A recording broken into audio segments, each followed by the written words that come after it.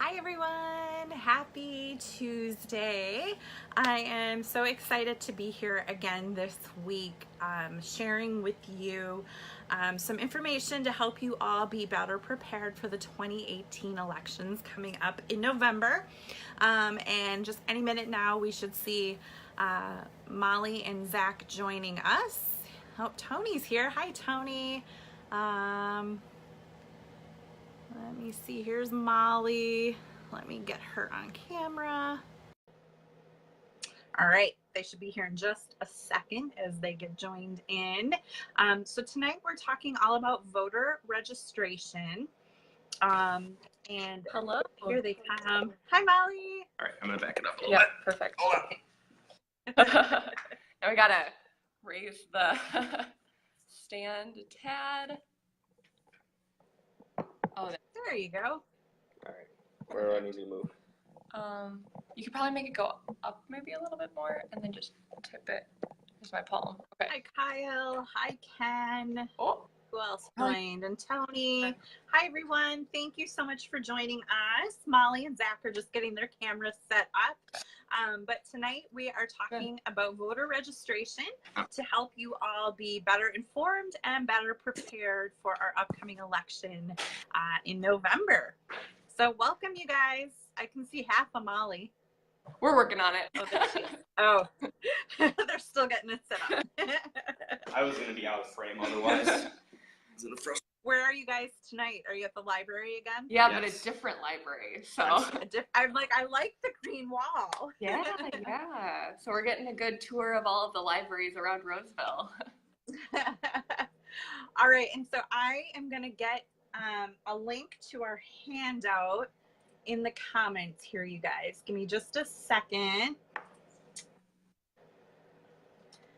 So I have a handout that you guys can open up or print out, and I'm going to pin that to the top. So all of you should be able to see this link when you hop on the live here.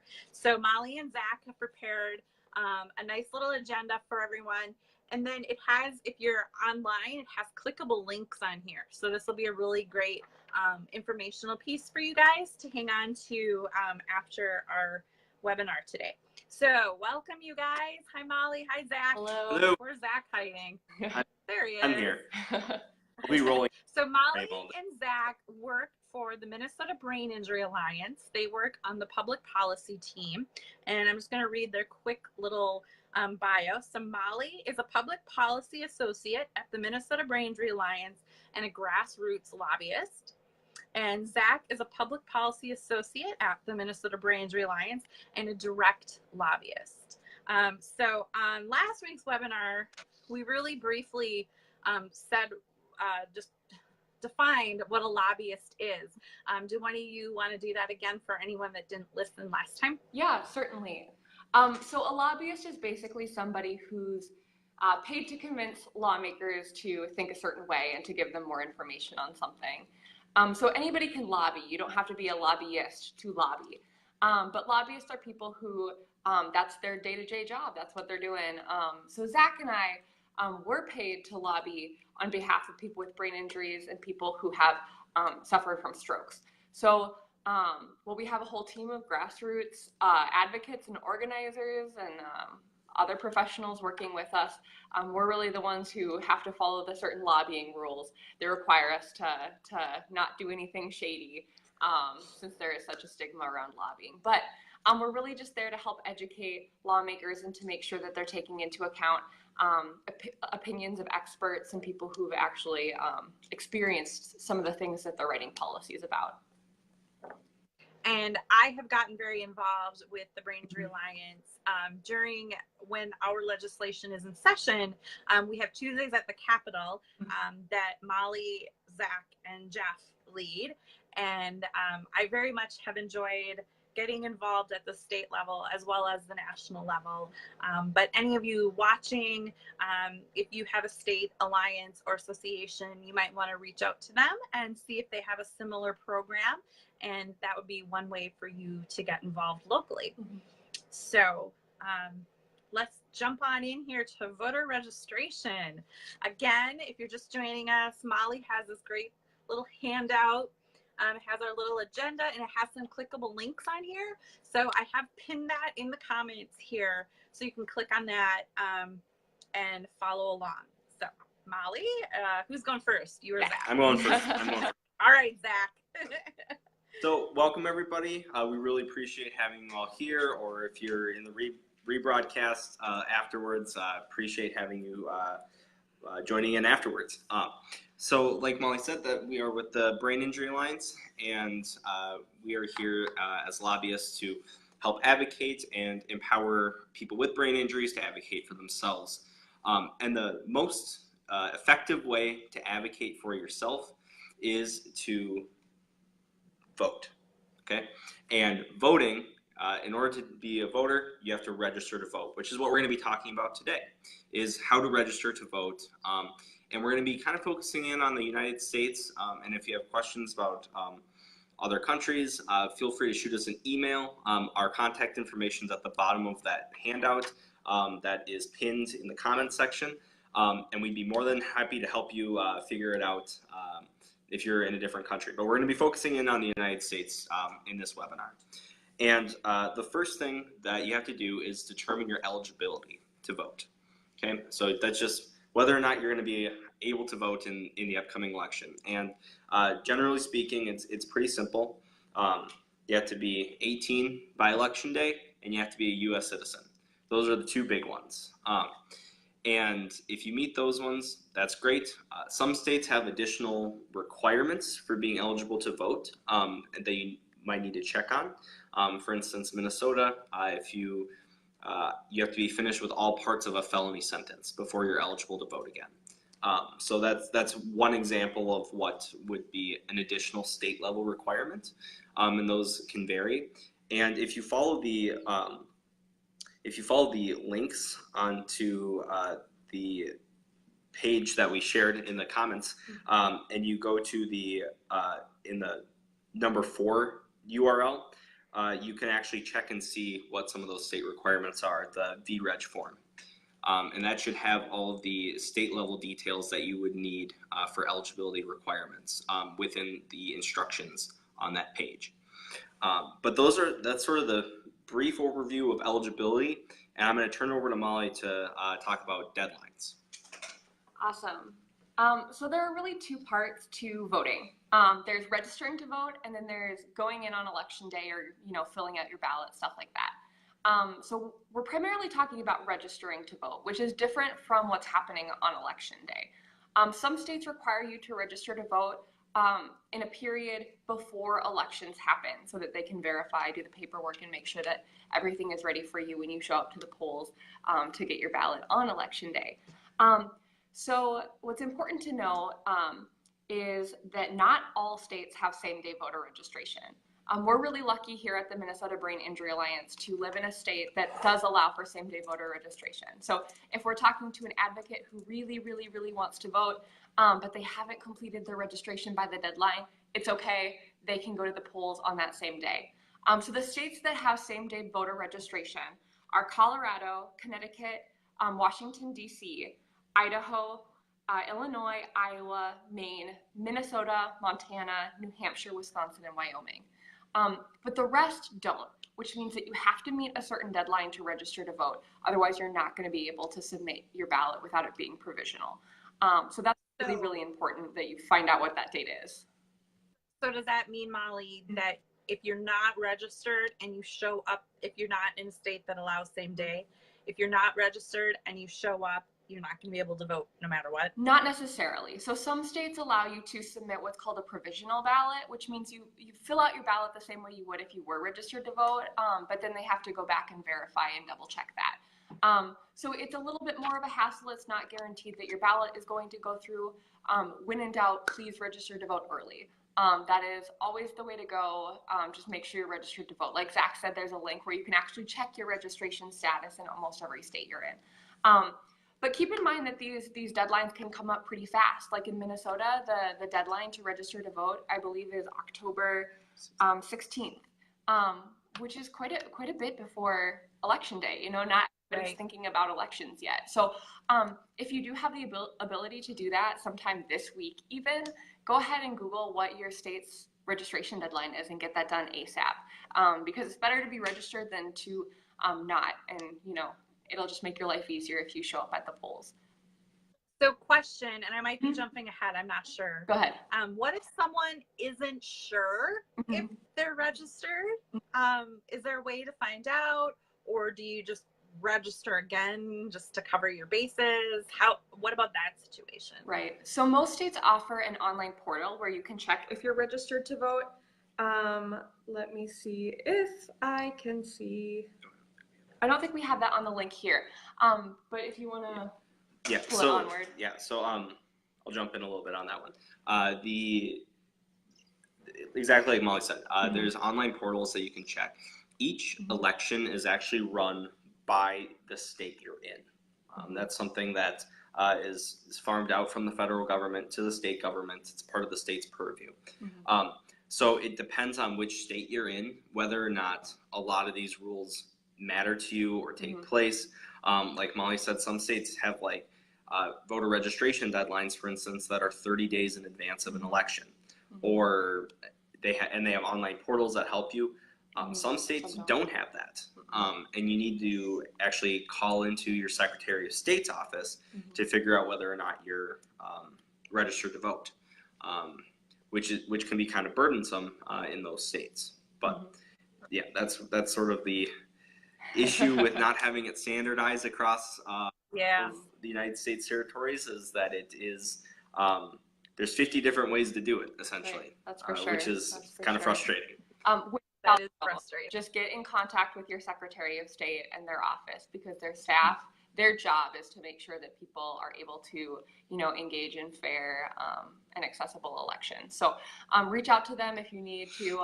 Most of their contact information is available online since they're a public office.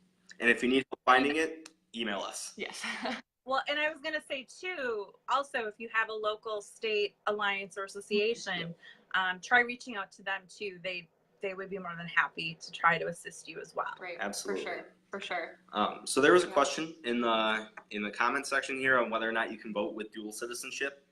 You can. You can do that. Good to go. The United States is pretty good at allowing people to vote when they are eligible, and if you're a citizen of the United States, even if you're a dual citizen, you still get to vote in these elections. Yeah. So all good things. Which leads me to, I forgot to mention at the top, if you have questions, put them in the comments section.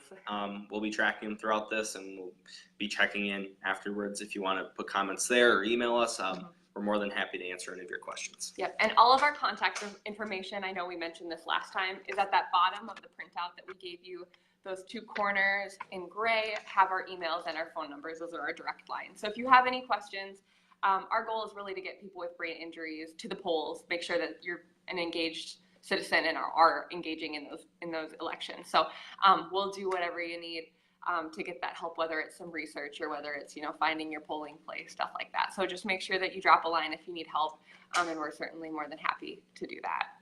So next we're going to kick it over to Zach, and he's going to talk about the specifics of registering to vote and what that really looks like.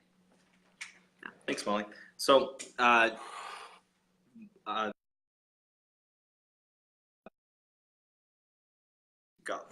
Okay.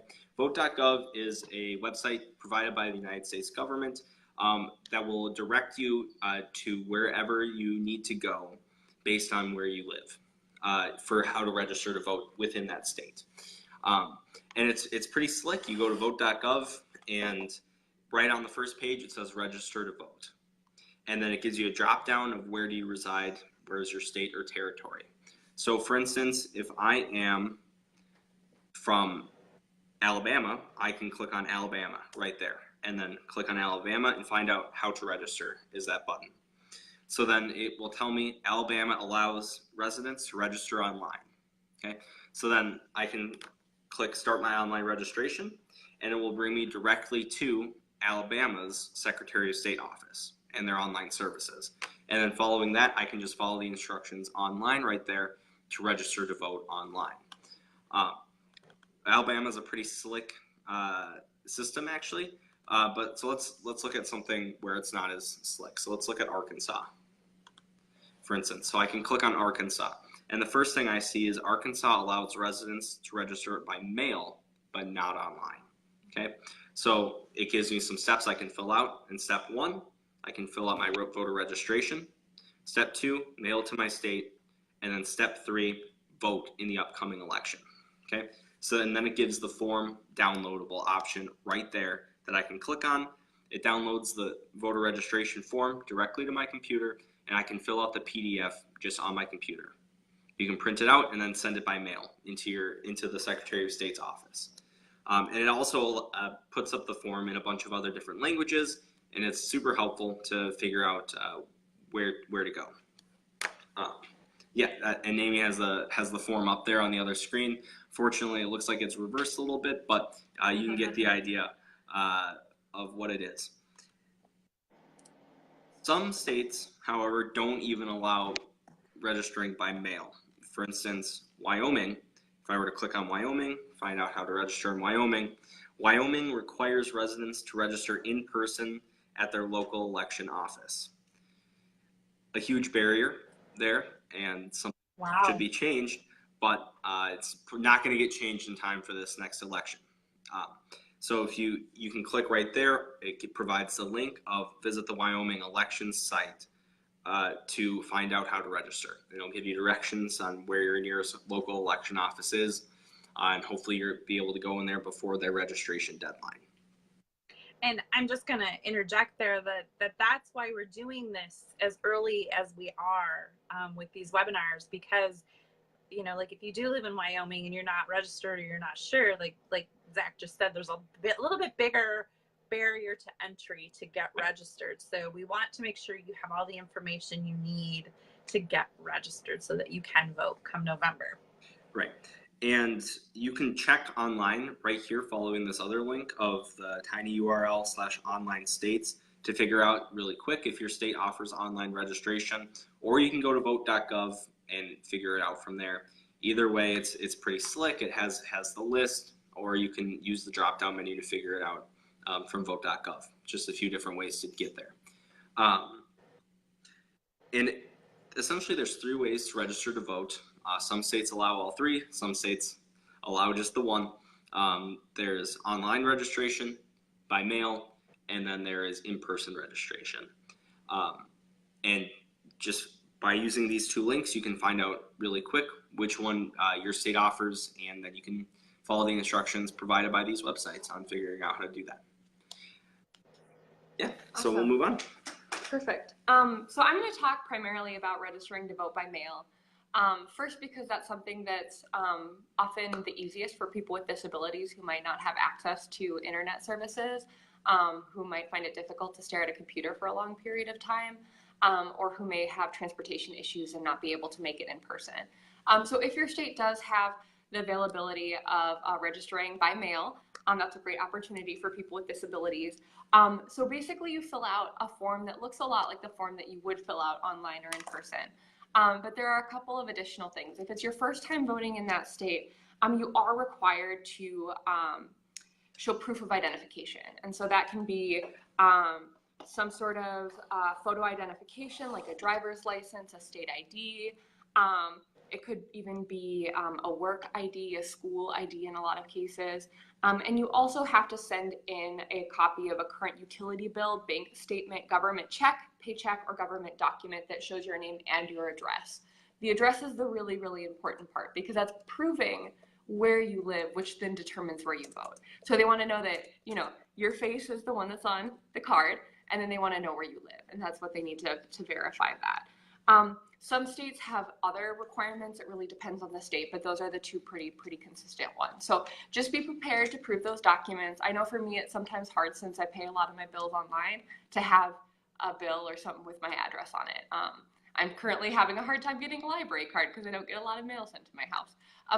Something that you have to plan for. Yep. Make sure you keep a physical copy of a bill with your address on it. Learn from my mistakes. Don't do all online accounting. So that's a really good way to get it in. And just be conscientious of the deadlines. Because some of these registration deadlines happen fast, they come quickly, you have to make sure you get it in the mail so it has time to get to the Secretary of State's office, especially if you don't live in the capital of your city. So just make sure, or the capital of your city, the capital of your state. So just make sure that you're really conscientious of the time. Early is always better in the case of registering to vote. And then I did remember one thing that I forgot to mention earlier, which is that there's one state that does not require you to register to vote in order for you to vote, and that is North Dakota. So cheers to Dakota for being accessible. Awesome. Makes it a lot easier for people to get to the polls. But if you're not in North Dakota, make sure you're paying a lot of attention and make sure you are registering to vote on time. So we're going to kick it back. Yay, North Dakota. Yeah, North Dakota, right? So we're going to kick it back to Zach, and he's going to talk about absentee voting, which is another really, really great opportunity for people with disabilities who may have trouble getting to the polls on election day to vote. Yeah, thanks, Molly. So just like Molly said, absentee voting is a wonderful way for accessibility concerns to be mitigated during voting, and it's a really useful way, especially for people with disabilities, to vote in the comfort of their own homes, somewhere where it's easier. You can take as much time as you need. There's no pressure. There's nobody waiting for your booth. It's a pretty slick process, and it's available in a lot of states. And you can check on this URL whether or not your state allows absentee voting, and the rules surrounding absentee voting within that state. Some states have no excuse absentee voting, like Minnesota, which means you can request a absentee ballot for whatever reason you want. You can request it for just because you're going to be at work that day, or you just don't want to go to the polls, or whatever reason. There's no excuse necessary to get an absentee ballot.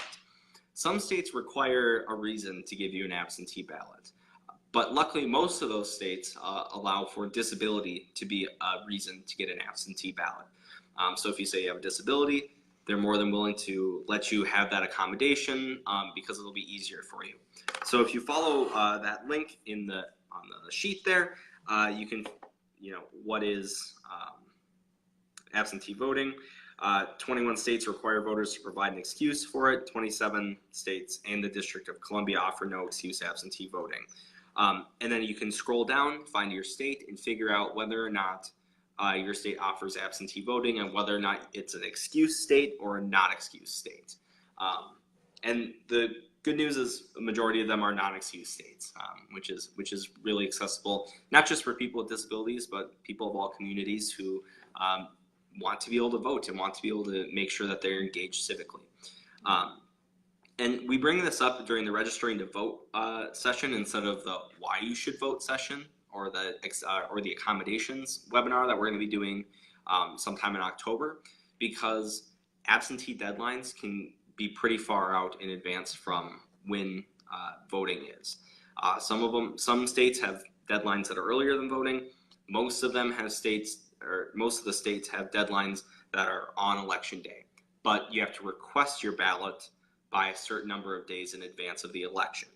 Otherwise, they're not going to be able to get it to you in time and have it get back to them in time. So if you follow through on this website, you can find that, for instance, Alaska, any registered Alaska voter may apply for an absentee ballot and vote by mail for any reason.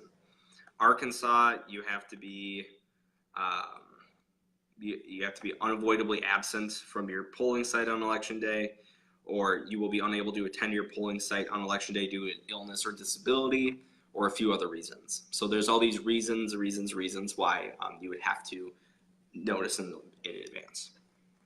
So Zach, do you happen to know, so those states that do require an excuse and disability is one of them, mm-hmm. Do you have to have like proof, or do you just simply put on the form, brain injury? Do you know the answer to that? I believe that it is it's just, you can say that you have a disability. There's no further explanation. There's any sort of form that you would need to fill out for that. But like, for instance, I just tried to check on Arkansas's, and it's telling me I need an Arkansas address to figure it out. So to even look at it on me. So it's that's a question. That's a great question. it should just, most states I would assume would have just an option to say disability, and they'll send it to you. Right. So there's a pretty low barrier, even if you do have an excuse state. So. Yeah, exactly. Right. The other thing to keep in mind is if you do have some form of documentation, that's just good to keep on hand in case there's pushback. So if you're certified disabled by the state or by the government, that's a really, really good way to prove that you're disabled because you have a government statement saying that. But also if you have records from doctor's appointments, stuff like that, saying you have a brain injury, those are other ways that you can prove if they push back, which they likely won't. They have quite a few to parse through and tend to trust people when they have disabilities. So. Yeah. Are there any other questions that you have for us? Anyone in the chat? Yep, I haven't seen any others come through. Okay. Gotcha. Well, yeah, so this... Yeah. What? Go ahead. You go first. Oh, I was just going to say, this was great information. Yeah. If anyone does have any questions or they kind of get stuck or don't know what to do, again, Mollie and Zack have their information at the bottom of the form. And they're truly, Mollie and Zack are awesome. They'll hold your hand if they have to and help you. They want you to vote. So they will do what they need to do to find the information for you. And if you missed our first webinar that we did on, I believe, the 5th, yep. That one is available on facesoftbi.com/vote2018. And I can put the link below here too. So we have all the replays available for you guys. And the next one will be on October 17th. And we're going to talk about disability accommodations. And this applies specifically to voting accommodations. And I know I learned a lot at our local training. There's a lot of things I didn't know existed. So this will be a really, really interesting one, I think, for a lot of you. Awesome. Well, to just wrap everything up, just one more reminder that if you're not sure if your state has a deadline, please check it and register to vote early. That's one of the main reasons that we hear why people aren't voting. It's because, oh, I missed the deadline. Check it now. Check it this week. We're here. We're going to provide every support you need to get registered to vote. Just shoot us an email. We seriously really want to get you ready to go. So as we move forward, make sure that you're staying on top of that. It's really, really important the registration happens because everything else follows from that. So thank you so much for listening. Yeah. And if you have friends in the brain injury community, share this video with them. Like I said, they're all going to be on the facesoftbi.com/vote2018. So please share these with your friends, help them get registered, help them make sure that they get out to the polls to vote, because it is your right to vote, your duty to vote. And as we get into some of these discussions, we'll help you also talk about some of the issues that affect the disability community and how to do research on your local candidates. So thank you so much, Mollie and Zack. I'm so glad that we've been able to collaborate to do these together. You guys are just full of knowledge and organizational skills that I don't have. So I so appreciate you guys helping me do these and helping out our community. Well, we're happy to. Yeah, and we're very grateful for you letting us, access a bunch of folks who want to learn how to vote, because that's really the people we're trying to connect with. So thank you so much for hosting us, and to everybody watching, thank you so much for viewing. We hope to see you on the next one. Awesome. Thanks, everyone. Bye. Bye, guys.